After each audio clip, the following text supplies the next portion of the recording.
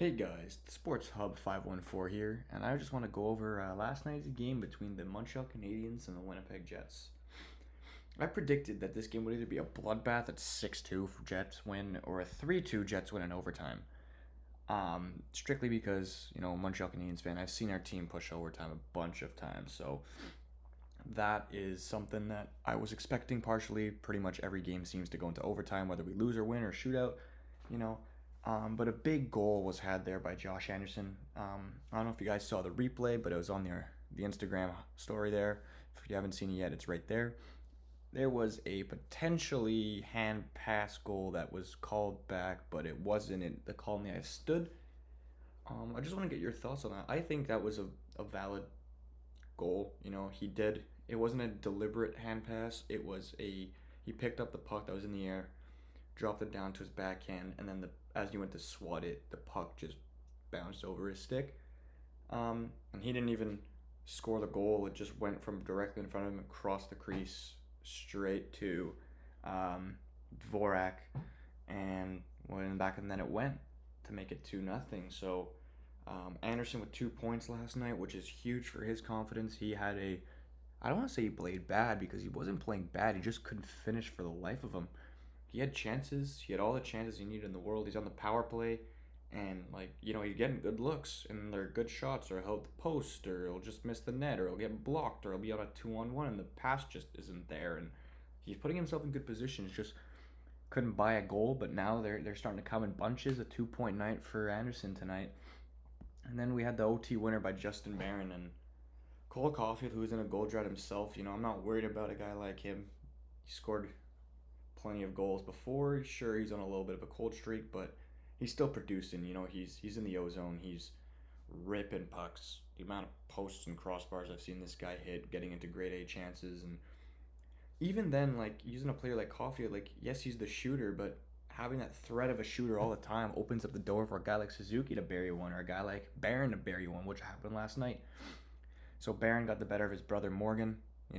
First time I think Justin won over Morgan, and one of the first times they've really faced off together. So pretty cool night for those guys. But when you look at this Habs team, they did get outshot. They got outshot 32-26.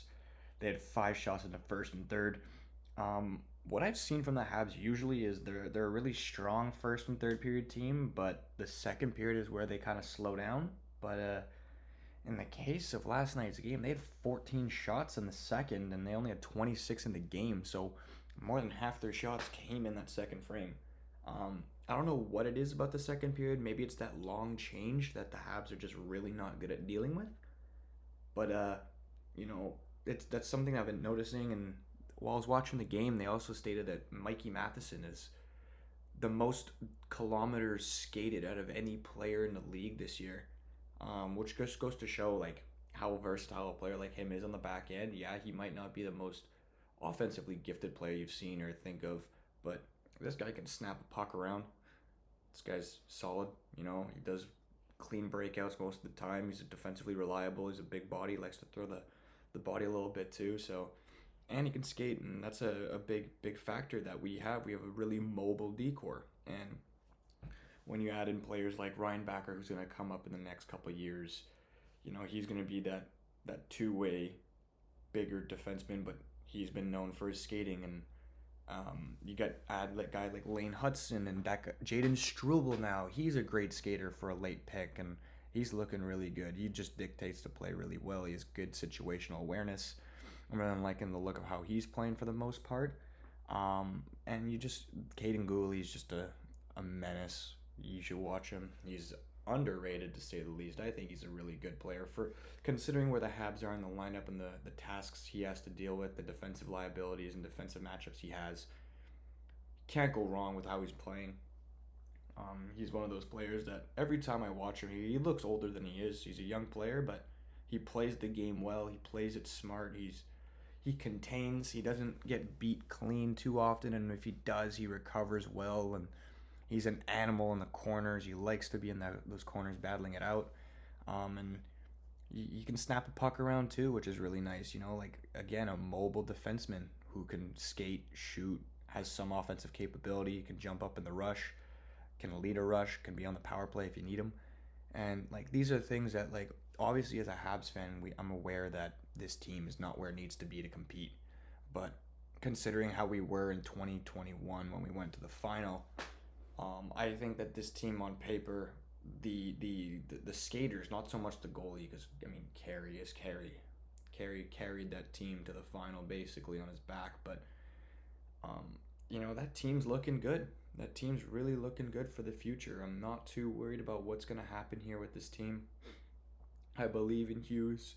Um, the Doc trade, as much as Kirby Doc sucks that he's injured, he's a great player if he can stay healthy for the Habs. It's a crazy addition to that lineup. You're looking at a future top six of Slavkovsky, Caulfield, Suzuki, and Doc in there. Four of your top six right there, and um, like Slavkovsky's just been playing a lot better. People have been hating on him, but he's finally getting the minutes, and he complements that Caulfield line really well with Suzuki.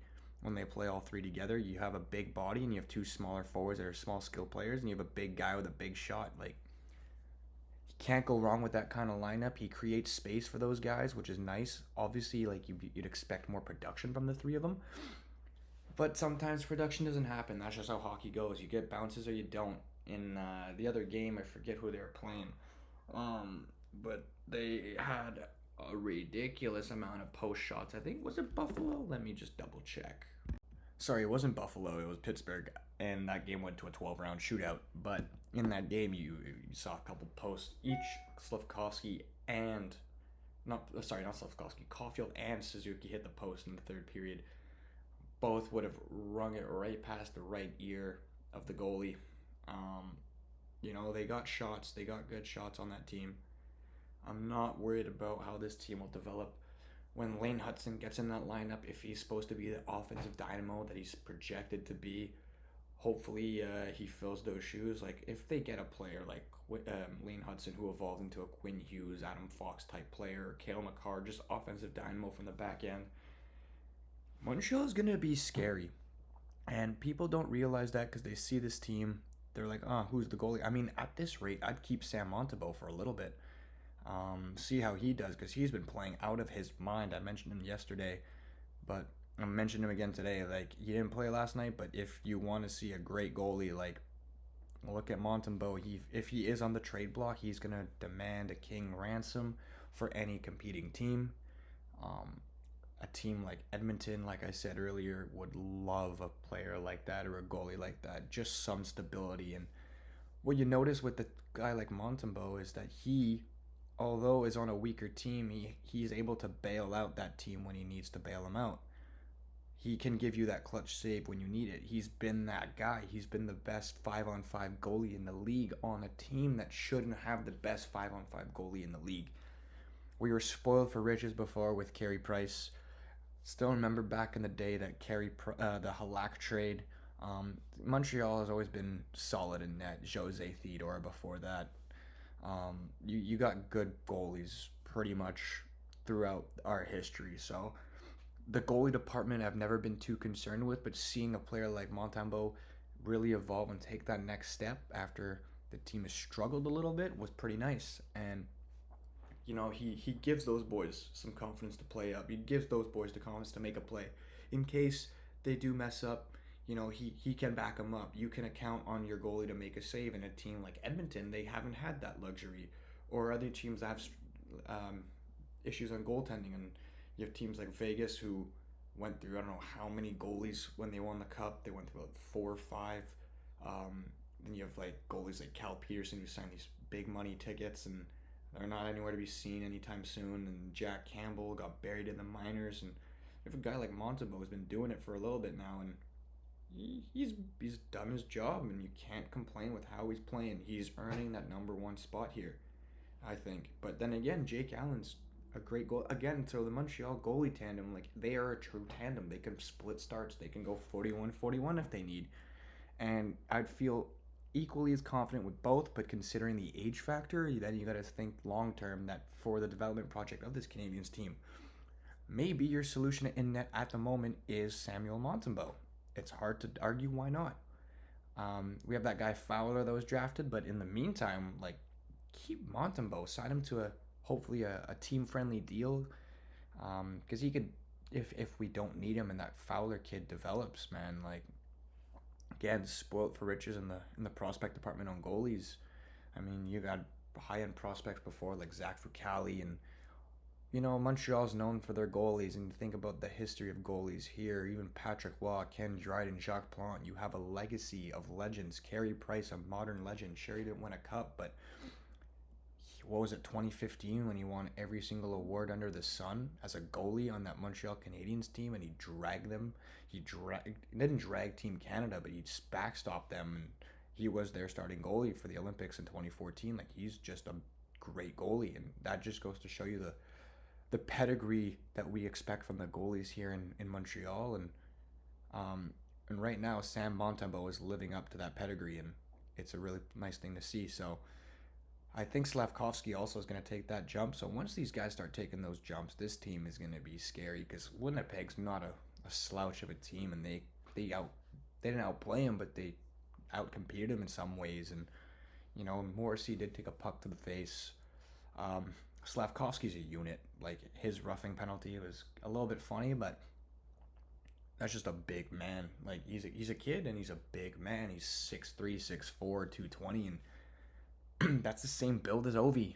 Very similar build to Ovi, just a different type of player. He's not as blocky in a way, but he's got that size, that weight. He can put weight in the corner. Like, he's gonna be a menace to teams' defense in about 2 years. Like, this team, I am so happy to be a fan. I can expect a couple losses this year, but seeing how they're competing against some of these teams right now, these top dogs, it's really hard to not like what you're seeing, considering the injuries and all that.